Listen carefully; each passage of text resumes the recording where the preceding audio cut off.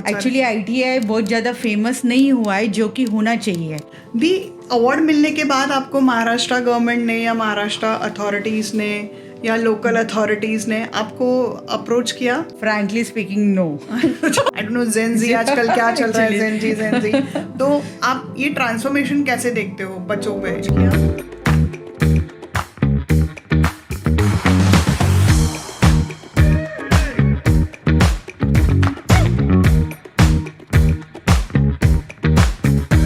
So the, thank you so much, finally आप मेरे show पर आ गए।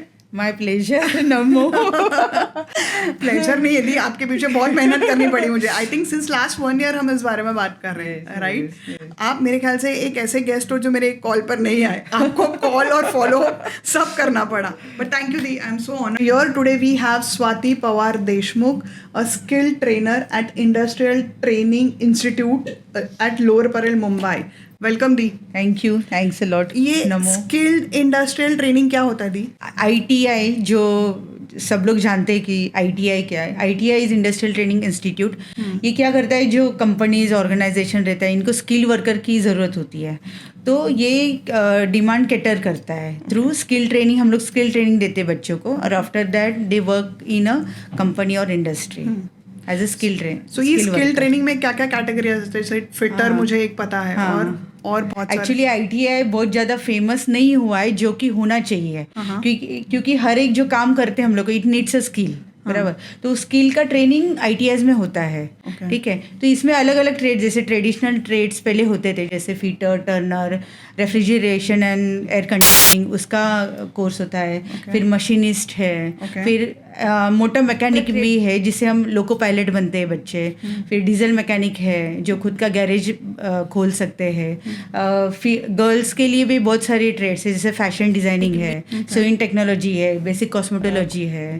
तो ये सारे ट्रेड से वो खुद का बिजनेस स्टार्ट कर सकते हैं। मतलब ये सिर्फ हम लोग जॉब ओरिएंटेड नहीं है कोर्सेज, हम एंटरप्रेन्योर भी बनाते हैं थ्रू स्किल ट्रेनिंग। सो आप ये बता सकते हो कि ये आपकी जर्नी कैसे स्टार्ट हुई? You can help us to know the background कि आपकी जर्नी एग्जैक्टली कहाँ से स्टार्ट हुई? Actually I never wanted to become a teacher. इसलिए मैंने इंजीनियरिंग किया था, मतलब कंप्यूटर इंजीनियरिंग। लेकिन बोलते हैं ना कि लाइफ हैज़ अदर प्लान, ऐसे होता है। तो मैंने इंजीनियरिंग कंप्लीट किया, और I was the first child, मतलब हम लोग तीनों सिस्टर है, और मेरे फादर टीचर है। तो पेरेंट्स के दिमाग में कैसे होता है कि teaching is a safe job for a girl, ऐसे। तो मुझे क्यों कंपनी में जाती है, टीचिंग कर ले, अच्छा है, ऐसा। तो बोले ठीक है, कर लेती हूँ। पहले के बच्चे सुनते थे, तो I was like that, okay I will do teaching. तो फिर मैं एक प्राइवेट इंजीनियरिंग कॉलेज में ज्वाइन किया। उसके बाद 10 साल वहाँ पे थी। Afterwards I use to give जो कॉम्पिटिटिव एग्जाम्स वगैरह, वो मैं देती रहती थी। And I got selected in DVET, मतलब directorate of vocational education and training. तो ये स्टेट गवर्नमेंट का जॉब है। इसमें मुझे as a instructor, craft instructor, ये पोस्ट है, इसमें मैंने ज्वाइन किया इन 2010। और यहाँ से फिर मेरी टीचिंग की जर्नी स्टार्ट हो गई। सो आपको ITI में जॉब 2010 में मिला, राइट? 2025 में है। सो 25 years ऑलमोस्ट, यस 25 years। सो ये जो आपकी जर्नी रही, और ये आपको टीचिंग जॉब में कब रियलाइज़ हुआ कि दिस इज़ नॉट लाइक एक मोनोटोनस जॉब नहीं है टीचिंग का? मतलब ऐसा कभी लगता होगा ना आपको कि ये 9 to 6 का जॉब है, या मेरे को इसके एक और लेवल अप करना है, क्योंकि कॉर्पोरेट में बहुत सारा जगल होता रहता है, but teaching seems to be a monotonous job. तो ये आपको कब रियलाइज हुआ कि teaching is not a monotonous job and आप इसके अभाव भी कुछ कर सकते हैं? एक्चुअली मुझे लगता है कि मेरे जीन्स में ये टीचिंग स्किल थे, क्योंकि मेरे फादर हार्ड कोर टीचर थे। He was a maths and science teacher, और जब भी वो बच्चों की क्लासेस लेते थे, I use to solve some of the doubts. मतलब जो बच्चे थे उनके कुछ डाउट्स में सॉल्व कर लेती थी, अच्छे से मैं एक्सप्लेन कर पाती थी। तो जब भी मैं ये स्किल इंडिया, मतलब ये जो स्किल इंडिया मतलब ITI है, it is not a normal traditional teach मतलब टाइप है इंस्टीट्यूट। हाँ। तो इसमें हम लोग प्रैक्टिकली टीच करते हैं, मतलब प्रैक्टिकल ओरिएंटेड है सारे जो है। तो जैसे हम लोग कोडिंग करते, मुझे सॉफ्टवेयर प्रोग्रामर बनना था, डेवलपर बनना था, इसलिए मैंने कंप्यूटर इंजीनियरिंग किया। लेकिन जब मैं टीचिंग में आई तो मुझे लगता है कि मेरा जो नॉलेज है, अगर मैं ये बच्चों के साथ शेयर करूंगी, इंडिया के मतलब स्किल इंडिया के लिए, मतलब फ्यूचर यूथ है, तो इनको पढ़ाऊंगी तो ये इट विल ग्रो, मतलब जो नॉलेज है वो ग्रो होगा। तो और जो बच्चे, मैं पहले अंबरनाथ ITI में थी, तो बच्चे सब आदिवासी पाड़ा वगैरह वहाँ से आते थे। तो मैं देखती थी कि ये बच्चे रोज़ आते थे, मतलब 100% उनका अटेंडेंस है। तो मतलब उनका जो आंखों में जो मतलब क्यूरियोसिटी में देखती थी कि ये नॉलेज के हंगर के लिए आ रहे हैं, और इनका जो बैकग्राउंड है इतना अच्छा नहीं है, इकोनॉमिकली भी एकदम लो बैकग्राउंड से आते थे। और वो जहाँ पे विलेजेस में रहते थे तो वहाँ पे बस भी नहीं जाती थी, तो they have to walk 1 kilometre, ऐसे उनको चल के आना पड़ता था, और फिर वो ITI रीच करते थे। और ये हम किस इसमें बात कर रहे हैं, लाइक किस ईयर की बात कर रहे हैं जहाँ पे उनको चलकर आना पड़ता? आज भी बच्चे चलकर आते हैं वहाँ पर? अभी हो गया रहेगा, मतलब बसेस वगैरह वो ट्रांसपोर्ट चालू है, लेकिन मैं 2015 में ITI अंबरनाथ में थी, तो वो वांगनी वगैरह वो साइड के जो विलेजेस है वहाँ से वो चल के आते थे। तो एक लड़की एकदम थिन ऐसे आती थी, मैंने कहाँ से आते हो आप? और एक बार उसको मैंने क्वेश्चन के लिए खड़ा किया था तो वो गिर पड़ी, मतलब हाँ फेंट हो गई। बोले क्या हुआ? तो तभी मुझे उसका बैकग्राउंड पता चला कि वो ऐसे 1 किलोमीटर चल के आती है, फिर वहाँ से वो बस लेती है, फिर वो ट्रेन से आती है, अंबरनाथ तक पहुँचती है। तो मुझे लगा कि को अच्छा लगता है, उनको नॉलेज लेना है, उनको आगे चल के कुछ करना है, तो वो मुझ में कुछ देख रहे हैं कि they want something from me, they look upon you basically, कि आप उनको एक सही राह पे लेके जा रहे हो जहाँ पर वो फाइनेंशियली इंडिपेंडेंट हो जाए और वहाँ पे अपनी जो हालात है थोड़े से वो सुधारे। तो यहाँ से मुझे पता चला कि I have to do something for this kids, मतलब जो है वो हम लोग को करना चाहिए कुछ। तो फिर मुझे टीचिंग अच्छा लगने लगा, और फिर मेरा पैशन बन गया teaching. Eventually you start teaching. But ऐसे कोई इंसिडेंट्स हुए होंगे ना कि जहाँ पर बच्चों में एक जनरेशन गैप भी आपको दिखा होगा, 2015 then 20 then 25, I don't know gen Z आजकल क्या चल रहा है, जेन जी। तो आप ये ट्रांसफॉर्मेशन कैसे देखते हो बच्चों में? ये बहुत बड़ा ट्रांसफॉर्मेशन है। पहले के जो मैं 2010 में मैंने टीचिंग का जॉब स्टार्ट किया, टीचिंग की जर्नी, तो बच्चे एकदम शांत अच्छे से पढ़ते थे, जो बताए वो करते थे, सुनते थे, ऐसे था, ओबीडियंट थे बेसिकली। सो 2010 में आपने टीचिंग की जर्नी चालू करी और 2015 में आपने ITI ज्वाइन किया, राइट? नहीं, 2010 में ITI ज्वाइन किया, लेकिन 15 में मैं अंबरनाथ में आई। तो ये थोड़ा सा विलेज टाइप है, थोड़ा रूरल साइड है। तो वो साइड के बच्चे मोस्टली फार्मर्स के बच्चे होते हैं, या तो फिर रिक्शा ड्राइवर उनके बच्चे होते हैं, आदिवासी पाड़ा से आते। तो तभी मैंने ज़्यादा रियलाइज किया इसके बारे में। पहले तो मैं ठाणे में थी, वागले स्टेट ITI में थी, पहला मेरा पोस्टिंग वहाँ पे था। तो ये सिटी था, तो इतना कुछ मुझे समझ में नहीं आया कि तभी मेरा हो गया। लेकिन जब मैं अंबरनाथ में गई तो रियल मुझे इंडस्ट्रियल ट्रेनिंग का जो है, स्किल ट्रेनिंग का, वो उसका इम्पोर्टेंस पता चला कि हम लोग को क्यों देना है। ये बच्चे खुद होके आगे जॉब करेंगे, वो उनकी जो इकोनॉमिक बैकग्राउंड है वो थोड़ा सुधारेगा और कॉन्फिडेंस बढ़ेगा। तो इसके लिए मुझे उसमें इंटरेस्ट आना चालू हो गया। सो जहाँ तक मुझे पता है कि ITI में सिर्फ हमें जॉब नहीं, एक एंटरप्रेन्योरशिप के भी बच्चे हम लेवल के तैयार करते हैं। जैसे कि फॉर एग्जांपल आप कुछ एग्जांपल दे सकते हैं? अभी एक ट्रेड है, सपोज वुमेन्स के लिए कॉस्मेटोलॉजी ट्रेड है, तो वो खुद का पार्लर खोल सकते हैं, ब्यूटी थेरेपिस्ट बन सकते हैं। अभी तो बहुत डिमांडिंग है उसमें। उसमें जो मैरिड वुमेन रहते हैं उनके लिए भी अच्छा है, मतलब वो कोर्स कर लेंगे, उनको लाइसेंस मिल जाता है, खुद का पार्लर खोलेंगे। या तो स्विन टेक्नोलॉजी है, खुद का बुटीक वो खोल सकते हैं, फैशन डिजाइनिंग है, मतलब सिर्फ जॉब ओरिएंटेड नहीं। या तो फिर मोटर मैकेनिक कर लिया, खुद का गैरेज खोल दिया, कंप्यूटर ट्रेड कर लिया, खुद का इंस्टीट्यूट खोल दिया। तो ऐसे भी बहुत सारे उनको अपॉर्चुनिटीज रहते हैं। कोई ई सर्विसेज, वो सेतु कार्यालय वो टाइप का शुरू करते हैं, सेटअप कर सकते हैं। तो मेरे बहुत सारे स्टूडेंट्स हैं जो खुद का भी उनका बिजनेस है, मतलब वही अच्छे इसमें है। और कोई अच्छे ऑर्गेनाइजेशन, रिलायंस वगैरह, अदानी, इसमें भी जॉब करते हैं। तो मतलब सिर्फ जॉब ओरिएंटेड नहीं है, स्किल आपको आ गया तो you can do your business also. Mostly we focus on entrepreneurship, जो अपने इंडिया की GDP को भी हेल्प करेगा करने में। Very good point. But the question remains again same कि जनरेशन वाइज आप बच्चों में क्या ट्रांसफॉर्मेशन देख रहे हो? अभी मैं देखती हूँ कि बच्चे बहुत सारा नॉलेज पहले से लेके आते हैं। अच्छा, गूगल और गूगल, सोशल मीडिया और गूगल वहाँ से लेके आते हैं। तो उनको कुछ पता नहीं, ऐसा कुछ नहीं है, लेकिन हम लोग उनको कुछ न्यू दे सकते हैं। तो ये हमारा ट्राई रहता है। तो जैसे टीचिंग मेथोडोलॉजी है, उसमें हम लोग AI का इंटीग्रेट करते हैं। तो उनको पता है हाँ ये क्या है, तो वो थोड़ा क्यूरियस हो जाते हैं। तो ये कैसे करते हैं मैम, ये तो तो उनका क्यूरियोसिटी बढ़ना चाहिए। Correct. तो वो हम लोग के पास टिकेंगे। तो उनको ये तो मुझे पता है ये क्या मैम नया बता रही है। तो ये सब कैटर और उनके साथ फ्रेंडली हम लोग को रहना पड़ता है। स्ट्रिक्ट हम लोग नहीं रह सकते अभी के बच्चों के साथ। पहले के बच्चों को पढ़ भी जाती थी है ना, डर लगा दिया चलते चलते, बट अभी आजकल के बच्चों के साथ अभी के बच्चों को हम लोग वैसे नहीं कर सकते। हम लोग को फ्रेंडली मैनर में उनको समझाना पड़ता है। करेक्ट।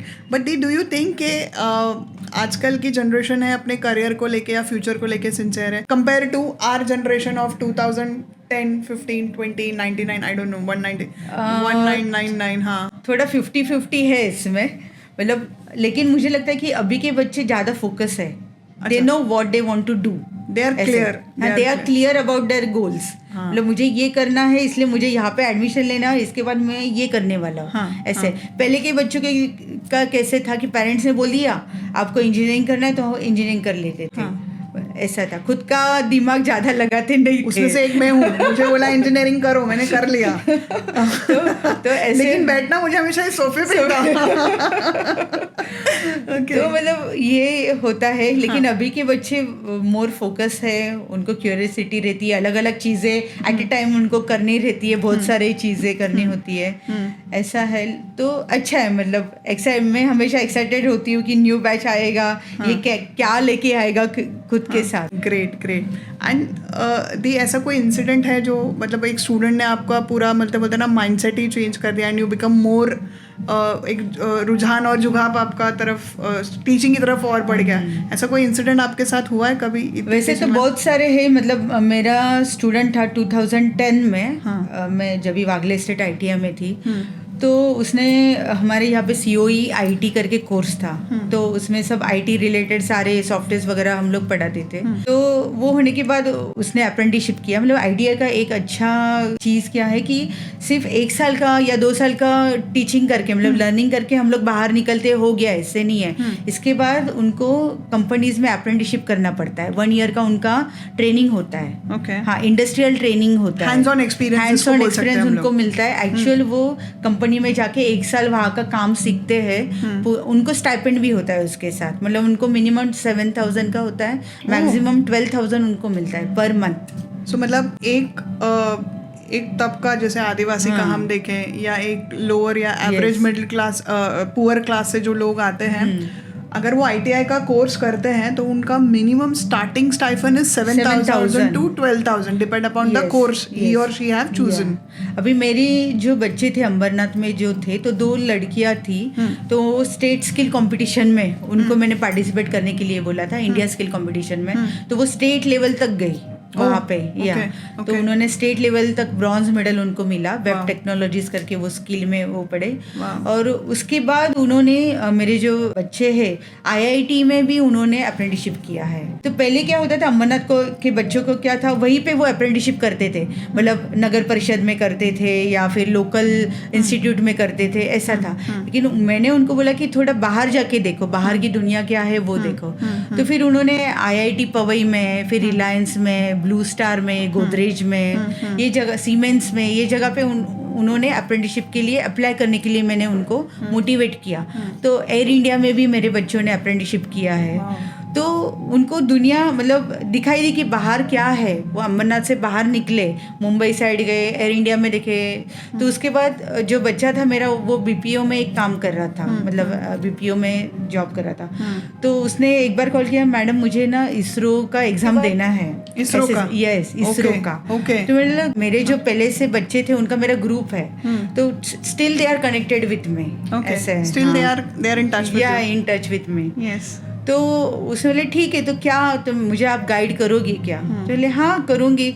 तो वैसे वो स्टार्ट हुआ, उसने इसरो का एग्जाम भी दिया, वो क्रैक भी हुआ। अभी उसका इंटरव्यू है, वो पेंडिंग है। ITI के बच्चे इसरो तक जा सकते हैं और they can go till IIT। एक हाई अर्निंग जो पेरेंट्स होते हैं उनके बच्चों को बहुत सारा स्पेंड करना पड़ता है। उनके पेरेंट्स को बहुत सारा स्ट्रगल करना पड़ता है टू गेट दैट। बोलते ना कि इंटेलिजेंट उतना होना चाहिए। But after listening to this part of your story is like कि आपका डिवोशन और डेडिकेशन होना चाहिए, Yes, क्यूरोसिटी Curiosity बेसिकली। होना तो चाहिए। इंस्टीट्यूट कोई मैटर नहीं करता है, तो आप इसरो तक भी जा सकते हैं। फिर 2019 में पैंडेमिक आया, Yes. क्योंकि आप बोल रहे हो कि ये यहाँ पर जो mostly what I understand is industrial training में प्रैक्टिकलिटी पे बहुत ज़्यादा ध्यान देते हैं, प्रैक्टिकल होता है। और ये उस कैटेगरी के बच्चे हैं जिनके पास सब कुछ ईजिली अवेलेबल नहीं है, जैसे कि इंटरनेट, फोन Yes. और इवन अ स्मॉल डेस्कटॉप जो हम बोलते हैं, वो भी ईजिली अवेलेबल नहीं होगा। फिर आपने पेंडेमिक में आपने कैसे इन चीज़ों को हेल्ड अप किया और आगे लेकर गया? जब भी कोविड आया तो कोई ऐसे प्लान नहीं था या कुछ नहीं था, एकदम से आ गया। और हम ITIs में तो ट्रेनिंग पूरा प्रैक्टिकल ओरिएंटेड होता था, तो स्टार्टिंग में क्या करें, बच्चों को कैसे हम लोग पढ़ा सकते हैं, तो थोड़ा सा मतलब कंफ्यूजन में थे, तो कैसे करें। तो मैंने ऑनलाइन मतलब जूम या इस पे गूगल मीट पे मैंने लेक्चर लेने स्टार्ट किए है। लेकिन बच्चे, जैसे मैंने बोला कि आदिवासी पाड़ा में वगैरह रहते थे, तो गांव में रहते थे, तो उनके पास इंटरनेट कनेक्शन या कुछ रेंज भी नहीं होता था। तो मैंने सोचा कि इनके लिए क्या करें, तो ये तो इनका तो लेक्चर मिस हो रहा है, तो उनके पास लैपटॉप नहीं, कुछ नहीं, तो वो कैसे पढ़ पाएंगे। तो मैंने सोचा कि हम लोग वीडियो क्रिएट करते हैं, मतलब जब भी वो रेंज में आएंगे तो they can watch that video and learn from that. तो मैंने फिर वीडियोस बनाने स्टार्ट कर दिया और यूट्यूब चैनल मेरा बनाया। तो फिर आप वो वीडियो घर पे बनाते थे पेंडेमिक में? Yes. With your phone? Yes. और कंटेंट भी आपने और it was not easy for me क्योंकि वीडियो बनाना कितने बार, फर्स्ट वीडियो के लिए मेरा तो 20-25 टाइम्स रीटेक हुआ था। क्योंकि कभी सांस की आवाज़ आती थी, कभी बर्तन की आवाज़ आती थी, कभी कुछ होता, क्योंकि सब लोग घर में थे। टिपिकल प्रॉब्लम्स, क्योंकि कोविड था तो सब लोग घर में थे, आवाज होता था, तो मुझे ये सारे वीडियोस रात में मुझे रिकॉर्ड करने पड़ते थे। फिर ऐसे मैंने 30-35 वीडियोस मेरे बनाए, पूरे टॉपिक के मैंने बनाए। मेरा एक चैनल बनाया, उस पर मैंने अपलोड किए। तो जब भी बच्चे कोई रेंज में आते थे, कभी होता, तभी वो देख लेते थे। फिर ऐसे मतलब उनको ऑनलाइन लेक्चर अगर तभी पॉसिबल नहीं होता था, तो इसके थ्रू वो लर्न करते थे। सो आप हर मतलब जो भी लेक्चर या जो भी कंटेंट था 2019 से लेके 2021 तक कोविड चला, तो आप वो सबका कंटेंट बना के यूट्यूब में अपलोड कर देते, so that the kids who are not able to बोलते ना कि see during the online lectures can go back and see your website और यूट्यूब चैनल। Yes, amazing. और मैं महाराष्ट्र की कोऑर्डिनेटर भी थी। मतलब इसके बाद ये कंसेप्ट आ गया कि ITI में कि हम लोग कंटेंट बच्चों के लिए क्रिएट करते हैं, एजुकेशनल कंटेंट। तो मैं कोऑर्डिनेटर थी उसके लिए, मेरे ट्रेड के लिए। कोपा ट्रेड है मेरा, computer operator and programming assistant. तो इसके लिए हमारे जो कोपा इंस्ट्रक्टर्स है ऑल ओवर महाराष्ट्र, उनको मैंने साथ में लेके एक लाइब्रेरी भी बनाई उन बच्चों के लिए। तो कोई भी एक टॉपिक रहेगा, अभी मेरा स्पेशलिस्ट में अलग टॉपिक में होगी, कोई हार्डवेयर में होगा, कोई प्रोग्रामिंग में होगा। तो ऐसे स्पेशली जो थे उन्होंने अपना अपना कंटेंट बनाया, वो मैंने लाइब्रेरी में उसका लिंक बना के एक PDF बनाया और बच्चों को फॉरवर्ड किया। तो ये पहले ITI में कुछ भी एग्जिस्ट नहीं करता था। It was a new concept for ITI and you headed that by bringing all the people teachers around it. 2023 best year of your life. Yes. जब आपको नेशनल अवार्ड ऑफ टीचर मिला for skill trainer. कैसी रही आपकी journey उसमें? अभी भी मुझे वो अनरियल लगता है, it is just a dream ऐसे मुझे लगता है। तो जब भी मैं मेरा वीडियो देखती हूँ तो मैं पिंच करती हूँ, नहीं ये this is a real one. कभी भी मैंने जो काम किया है अब तक ऑनेस्टली किया है, डेडिकेशन से किया है। कभी भी मैं ऐसे मोटो नहीं था कि मुझे अवार्ड लेना है इसलिए मुझे ये काम करना है। मतलब आपका इंटेंशन कभी अवार्ड के लिए नहीं था। एक्चुअली नेशनल अवार्ड ये 2023 में लॉन्च हुआ है, जो national award to skill trainers. पहले ये basically only for school teachers दिया जाता था। पहले हमारे मिनिस्ट्री में कौशल्याचार्य अवार्ड्स होता था। From 2020 they have started Kaushalyacharya awards. तो एक हमारे सर थे 2020 में, उनको मिला। पहले ये क्या है, जस्ट फॉर क्यूरियोसिटी कि कौशल्याचार्य अवार्ड्स क्या है। तो मैंने भी देखा उसका क्राइटेरिया, उसके पॉइंट्स क्या क्या थे। 3 डिफिकल्ट पॉइंट्स बताइए। बहुत सारे थे एक्चुअली 20 to 25 पॉइंट्स हम लोग को दिए जाते हैं टू फुलफिल एप्लीकेशन के लिए। उसके बाद तो स्क्रूटिनी होता है और उसके बाद फिर इंटरव्यू होता है, ऐसे सारा होता है प्रोसीजर। बट सबसे डिफिकल्ट पॉइंट कौन सा था आपका? डिफिकल्ट तो था कि मैगजीन्स में या आर्टिकल्स आपका होना चाहिए। कभी हम लोगों ने उस तरफ से देखा नहीं। I was just motivated to teach, उसमें ही थी मैं टीचिंग में। और बच्चों की ट्रेनिंग, खुद की ट्रेनिंग ऐसा भी था। फिर बच्चों का स्किल कंपटीशन में, मतलब इंडिया लेवल में या तो स्टेट लेवल में, वो भी होना चाहिए था। वो सारे क्राइटेरियाज थे। बट ये अननोइंगली आप करते जा रहे थे। एक्चुअली कौशल्याचार्य में जो पॉइंट्स थे, तो मैंने बोला चलो हम लोग अप्लाई करते, और मेरे कुछ कौन से पॉइंट्स में लैक करती हूँ, मुझे वो ओवरकम करने थे। कि मैं तो टीचिंग तो करती है, लेकिन एक राइट ट्रैक होना चाहिए कि ये पॉइंट्स आपके होने चाहिए इसमें। तो मैं एक एक पॉइंट, जैसे मैंने बोला कि मेरा आर्टिकल नहीं था, फिर मेरे बच्चे स्किल मतलब रीजन लेवल तक आते थे लेकिन स्टेट लेवल तक नहीं गए जा पाए थे। तो जो इंडिया स्किल कंपटीशन लॉन्च हुआ था उसमें मेरे 2 लड़कियां थी, उन्होंने टॉप मतलब 3rd आए थे वो। तो उन्होंने वो ब्रॉन्ज मेडल स्टेट लेवल में उनको मिला था। उसके बाद ऑटोमेटिकली उनका आर्टिकल छपा, I was a mentor for them, तो मेरा भी नाम आ गया। तो ऑटोमेटिकली वो आर्टिकल आ गया मैगजीन में, हमारा जो स्किल का मैगजीन रहता है रीजनल लेवल में, उसमें आ गया, न्यूज़पेपर में आ गया सारे। तो अननोइंगली ये सारी चीज़ें हो गई। तो फिर मैं 2021 में मैंने अप्लाई किया, फिर तभी भी नहीं हुआ, मेरा एप्लीकेशन फॉरवर्ड ही नहीं हुआ स्टेट से आगे। 2022 में मैंने किया, फिर 2023 में भी जब भी मैंने किया तो मुझे लगा कि इट वाज कौशल्याचार्य अवार्ड जो मिनिस्ट्री का होता है वही था। लेकिन जब भी वो पूरा सिलेक्शन वगैरह प्रोसेस हुआ, इंटरव्यू हुआ, सब हुआ, एवरीथिंग हो गया, उसके बाद ये नेशनल अवार्ड टू टीचर्स ये 5 सितंबर को दिया जाता है। तो मुझे 31 अगस्त को मुझे कॉल आया न्यू दिल्ली से कि स्वाति देशमुख। मैंने बोला हाँ यस, कि you are selected for the national award for teachers. I was like रुको एक मिनट, अभी भी मुझे गूज़बम्स आ रहे इसके कि रियली। बोले आप कहाँ से बात कर रहे हो, ऐसे मैंने पूछा। ऑफकोर्स न्यू दिल्ली से बात कर रहा हूँ। तो बोले कि you are select for national award. मतलब ये national award it will be felicitated, मतलब given by president of India. बोले हाँ ऑफकोर्स। तब तक मुझे पता नहीं था। Innocent question because we never dreamed of actually कि कभी मेरा ऐसा ड्रीम में भी नहीं था कि I would want such a prestigious national award. तो मैंने कि हाँ ऐसा है कि आपका शूटिंग होगा, आपका वीडियो बनाया जाएगा, फिर आपको 3 तारीख को यहाँ पे आना है, आपके टिकट्स एयर टिकट्स बुक कर लीजिए।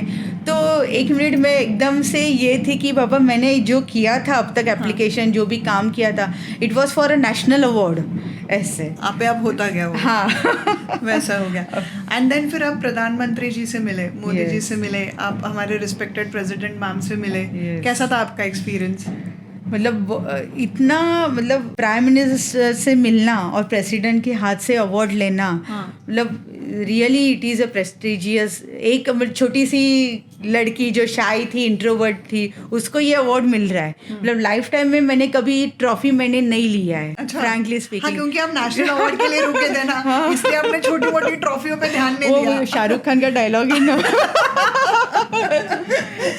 आई थिंक आपको छोटी मोटी ट्रॉफी में नहीं, आपको बड़ा अवार्ड मिलना था। By God grace and obviously uncle aunty का मेरे पेरेंट्स है, मेरे फैमिली मेंबर्स है, मेरे किड्स है, मेरे स्पाउस, तो इनका बहुत ज़्यादा है। और ऑफ कोर्स मेरे स्टूडेंट्स जिन्होंने मुझे यहाँ तक लेके आए हैं। 3 सितंबर को prime minister and you know what the today is 2 सितंबर we are recording this podcast, so exactly 3 साल बाद हम वही बात कर रहे हैं। 2023 1st 2nd September and 2025 2nd of September we are recording this. आपने मुझे वो फिर से उजाला, वो जो मेरे एक्सपीरियंस थे उसको उजाला आपने दिया फिर से। I think I'm taking you to back to memories of there. Okay. And फिर आपका एक्सपीरियंस? तो उन्होंने हम लोग के लिए सारे अवार्ड्स जो थे उनके लिए लंच होस्ट किया था। और उन्होंने बोला कि 20 मिनट्स के लिए आपके साथ वो बातचीत करेंगे और चले जाएंगे। फिर तो हम लोग एकदम खाना पीना फटाक से ख़त्म कर लिया और वो हॉल में हम लोग सब बैठे रहे कि कब आएंगे, उनको हम एक्चुअली देखेंगे सामने। तो जब वो आए उनका ऑरा कुछ अलग ही है। अच्छा। मतलब मतलब उनको सिर्फ मैं तो 2 मिनट देखती ही रही कि बाबा रियली वो हमारे सामने है। तो उनका जो ग्लो बोलते हैं कि एक ने पूछा भी था कि आपका जो क्या Glow बोलते हैं कि है, हाँ glow वो और कैसे aura है basically, और aura। क्यों इतना कैसे है। तो लेकिन ये मेरा अकेले का नहीं है, जो 140 करोड़ जो सिटीजन्स है उसका सब रिफ्लेक्शन आ रहा है, ऐसा है। तो उन्होंने 20 मिनट्स के लिए आए थे, लेकिन इतना हम लोग को कंफर्टेबल कर दिया उनके साथ कि क्वेश्चन आंसर, आप टीचर हो तो कैसा होना चाहिए, बच्चों का क्यूरियोसिटी हुई, उनको नहीं बोलना चाहिए, आपने उनको एक्सप्लेन करना चाहिए, जो भी डाउट्स है प्रॉब्लम्स है उनके सॉल्व करने चाहिए। तो हम लोगों ने हम लोग तो करते हैं, अरे इसलिए तो आप नेशनल अवार्ड ही हो। तो उनका जो ह्यूमर है मतलब बहुत ही अच्छा है। मतलब उन्होंने इतने बड़े पर्सन है, इतने प्राइम मिनिस्टर है, लेकिन उन्होंने हम लोग को उनके साथ कंफर्टेबल कर लिया। दी अवार्ड मिलने के बाद आपको महाराष्ट्र गवर्नमेंट ने या महाराष्ट्र अथॉरिटीज़ ने या लोकल अथॉरिटीज़ ने आपको अप्रोच किया? Frankly speaking no. और मुझे पता भी नहीं है कि उनको पता है मुझे अवार्ड मिला है। क्या बात कर रहे हो आप? आई डोंट नो सीरियसली। मतलब आपको किसी ने अप्रोच नहीं किया? नहीं, कोई किसी ने नहीं किया। सो टीचिंग जितना प्रेस्टिजियस जॉब है उसमें भी आपको बेस्ट नेशनल टीचर अवार्ड मिला and none of authorities approached you? नहीं। Oh, it's little sad to hear that. In all this, now you are a best teacher awardee for national at national level, but behind that you are a mother, of course. Then you are a daughter, wife, and a Swati. Yes. तो आपके life में ऐसे कुछ incidents हुए होंगे जहाँ पर आपको ऐसा कभी लगा कि मैं जॉब छोड़ दूँ? बहुत सारे इंसिडेंट हुए। हमेशा लगा कि नहीं मुझे नहीं करना है, मैं रुक जाती हूँ ऐसे। जब भी मैं 2010 में मुझे गवर्नमेंट इसके लिए मैं सिलेक्शन हुआ था, तब मैं पुणे रहती थी। ओके। हाँ, और मेरा जॉब फर्स्ट पोस्टिंग मेरा ठाणे में था। ओके। तो मैंने बहुत बार बोला कि नहीं मैं छोड़ देती हूँ, मुझे नहीं होगा, लेकिन गवर्नमेंट जॉब था और टीचर का गवर्नमेंट जॉब था। पापा बोलते नहीं तू कर ले, हम वी विल डू, मतलब ट्रांसफ़र वगैरह हम लोग देख लेंगे, अगर मिला पुणे में तो अच्छा है। तो every day I travel to Mumbai to Thane and come back home from Pune? Yes. आप पुणे से ठाणा रोज मैं ट्रैवल करती थी। यस। और सुबह आप कितने बजे सुबह निकलते थे? 6 बजे की सियागढ़ में पकड़ती थी और शाम को सह्याद्री से मैं घर जाती थी। मतलब सुबह में 6 बजे, मतलब घर से तो 5 बजे निकलना पड़ता था। 5 बजे निकल के रात को मैं 10 बजे घर पे पहुंचती थी। और मुझे घर पे जाना कंपलसरी था क्योंकि मेरे बच्चे थे। मतलब मेरा जो बड़ी बेटी थी she was in 3rd standard और मेरा बेटा था ही वॉज 2 years ओल्ड, ऐसा था। तो इसलिए मुझे रोज़ वो स्कूल उनका था, बेटी का स्कूल था और मैं वहाँ पे रहती थी, तो सडनली मैं शिफ्ट नहीं हो सकती थी। तो इसलिए मैंने ट्राई किया ट्रैवलिंग, मतलब कि ट्रांसफ़र का वगैरह, लेकिन नहीं हुआ। तो 5 years में ट्रैवल करती रही। 5 years आप पुणे मुंबई किया है। थाना मुंबई। ओके। एंड तब भी आपके मन में आता था कि मैं छोड़ दूं? Every day it was like कि नहीं मुझे जाना नहीं है, मुझे घर पे रुकना है।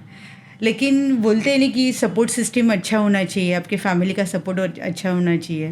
तो मेरे हस्बैंड उन्होंने मेरे बच्चों का टेक केयर किया, उनको मतलब जो भी स्टडीज़ में वगैरह उन्होंने ये किया, उनको बेबी सिटिंग में डालना है, उनको लेके आना है, तो सारा उन्होंने मुझे हेल्प किया। मतलब ये सब के पीछे he is a real hero. और मेरे पेरेंट्स जो, उनके लिए मैं बहुत ग्रेटफुल हूँ कि उन्होंने मुझे इतना स्ट्रांग बनाया है कि जो भी सर्कमस्टेंसेस आते हैं, जो भी स्ट्रगल है, उनको ओवरकम करके you can achieve what you want to do. मतलब उन्होंने बोला कि आपने पढ़ाई किया इतना, हम लोग तीनों सिस्टर है, मुझे भाई नहीं है, तो उन्होंने कभी भी एज अ गर्ल हम लोग को ट्रीट नहीं किया है, उन्होंने एज अ बॉय हम लोग को ट्रीट किया है कि जो भी है आप पीछे नहीं हटना है, you have to overcome everything and you have to do what you want to do, ऐसा है। तो बेस्ट देने का आप कोशिश करो, ये जो है वो। और इससे एक फ़ायदा हुआ है कि मेरे बच्चे इंडिपेंडेंट हो गए, मतलब मेरी बेटी कॉल कर दी थी, मम्मा मैगी कैसे बनाना है, भूख लगती थी तो, क्योंकि वो बेबी सिटिंग वो रहती थी तो उसको अच्छा नहीं लगता था। तो बोली कि I will sit at home, मैं इसका भी ध्यान रखूँगी भाई का, और हम लोग घर पे रहेंगे, आप चिंता मत करो। एंड तभी कितने साल की थी आपकी बेटी? वो 3rd स्टैंडर्ड में थी। Oh God, और okay. बेटा 2 साल का था। तो इवन मेरा बेटा भी वो जूस दूध में वो रेडीमेड क्रश वो आता है वो करके मिल्क शेक पी लेता था। मतलब इंडिपेंडेंट हो गए, उनके चॉइसेस खुद के वो करने लगे, मतलब डिसीजन मेकिंग अच्छा हुआ है। मतलब एक प्रोज एंड कॉन्स तो होते ही है, हर एक इसमें है। तो एज अ वुमेन, कोई भी आप भी हो, तो ये सारे रोल्स को जगल करना और उसको ओवरकम करना, तो इसके लिए हमारा फैमिली सपोर्ट तो लगता ही है। मैं हमेशा बोलती हूँ कि जैसे बोलते हैं ना कि एक सक्सेसफुल मेन के पीछे एक वुमेन का हाथ होता है, बट एक सक्सेसफुल वुमेन के पीछे एक मेन का हाथ होता है। यू नो, एक बात पक्की है कि where there is a pressure, it is a privilege for us. क्योंकि हम लोग जैसे बोलते हैं ना कि जो प्रेशर आता है, हम उसमें काम करते रहे तो हम हमारा बेटर वर्जन बनते जाते हैं, वी बिकम मोर स्ट्रॉन्गर, ऐसा है। तो मतलब जो भी अपने को प्रेशर होगा, काम का होगा, तो we have to take it as a opportunity. We break that limitless. हम लोग एक लिमिटलेस की तरफ बढ़ते जाते हैं, क्योंकि हमें लगता है कि हम ये नहीं कर सकते, बट फिर हम खुद को ही वो प्रेशर में इतना चैलेंज करते हैं कि हम वो लिमिट तोड़ के आगे चले जाते हैं। And that's how we grew, right? And as a working mother, yes, that pain is always there.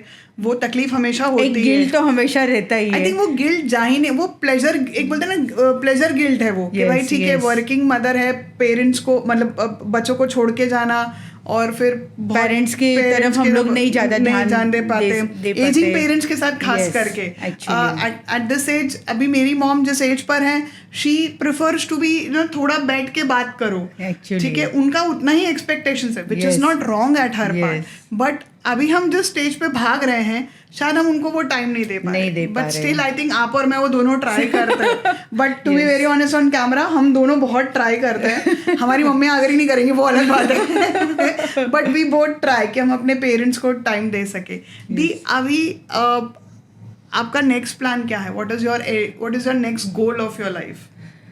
क्योंकि आप ऑलरेडी यहाँ पहुंच चुके हो, अब मेरे को समझ में नहीं आ रहा है कि वहां से कहाँ जाना है करके। नहीं, वहाँ से मुझे कभी भी वहाँ जाने का मैंने सोचा भी नहीं मतलब था। आपको अवार्ड का या उसका कोई लालच ही नहीं था? लालच ही नहीं और था, गोल भी नहीं था। वो मेरे मतलब बच्चों की जो मेरा काम था, उसके वजह से गॉड ने मुझे वो आपके स्टूडेंट्स का जो है, उसकी वजह से मुझे मिला है वो अवार्ड। मैं कभी भी वो मेरा खुद का है उसके लिए मैं नहीं करती, it is a student award, जो मेरे बच्चे उनके लिए वो डेडिकेट करती हूँ हमेशा। तो आपका भी नेक्स्ट यही है कि मुझे जो गर्ल चाइल्ड है उनको एम्पावर करना है, और ITIs में डिफरेंटली एबल्ड स्टूडेंट्स भी होते हैं। जैसे मेरे जब मैंने डम एंड डेफ उनको भी पढ़ाया है, जो मोबाइल नहीं, उनको चलना ही नहीं आता है, उनको पेरेंट्स लेके आते बिठाते हैं, तो ऐसे बच्चों को भी मैंने मतलब पढ़ाया है। मतलब एक तो बच्चा ऐसा था कि उसकी मम्मी रोज आती थी, उसको रख के जाती है, he was not able to move, उसको अगर कोई कहीं पे जाना है तो बच्चों को लेके जाना पड़ता था, इवन वॉशरूम में। यस, वॉशरूम में भी। तो मैंने कभी भी ऐसे उनको डिफरेंस फील नहीं होने दिया कि जो भी डिफरेंटली एबल बच्चे, उनको जो नॉर्मल बच्चे, उनको बोला कि इनके साथ वो फ्रेंडशिप करो, मतलब वो अच्छी तरह पढ़ेंगे, मैं उनको पढ़ाऊंगी तो उनको थोड़ा डर लगेगा शायद, तो वो बच्चों के साथ वो अच्छे से पढ़े, और अभी वो नगर परिषद में या तो गवर्नमेंट इसमें वो जॉब भी करते हैं, मतलब वो इंडिपेंडेंट हो गए, मतलब पेरेंट्स पे बोझा बन के नहीं रहे। तो ये एक अच्छी बात है ITIs में कि उनका 5% कोटा होता है डिफरेंटली एबल स्टूडेंट्स का। वेरी इंपॉर्टेंट पॉइंट, वेरी तो वो खुद का एक बच्चा है, उसका खुद का उसने कंप्यूटर इंस्टीट्यूट खोला है, मतलब ऐसे वो बोझा बन के नहीं रहना है, ना समाज पे ना पेरेंट्स पे। हाँ, तो उनको इंडिपेंडेंट होना, इकोनॉमिकली भी और इमोशनली भी, मतलब उनको खुद का कुछ करना है, ऐसे बच्चे थे। तो मुझे उनके लिए काम करना है। ऑब्वियसली जो हमारे प्राइम मिनिस्टर है, उनका एक सपना है कि इंडिया को स्किल कैपिटल बनाना है, तो थोड़ा बहुत मेरा कुछ कंट्रीब्यूशन होगा तो वो मैं देना चाहती हूँ। फैंटास्टिक थॉट दी कि हमारे मेक इन इंडिया जो ब्रांड है हमारा, जो हमारे आदरणीय प्रधानमंत्री जी जो ड्रीम करते हैं और हमेशा हर एक प्लेटफॉर्म पे इंकरेज करते हैं। आई थिंक ITI और ITI में आप जैसे टीचर्स इन बच्चों के लिए एक ब्रिज बिल्डिंग है कि जो हमारा मेक इन इंडिया का प्लान बोलते हैं ना कि मोर सक्सेसफुली इम्प्लीमेंट करा सकते हैं। ऑल्सो ओवरऑल देखा जाएगा तो हमारी GDP पे भी ग्रोथ होगा। सो हमारा भारत का इकोनॉमिक बढ़ेगा, उसमें थोड़ा भी अगर हमारा योगदान है, so we can see ourselves very proudly. Thank you Di, it was nice talking to you, and thank you for coming in my podcast. Thank you. Thanks a lot.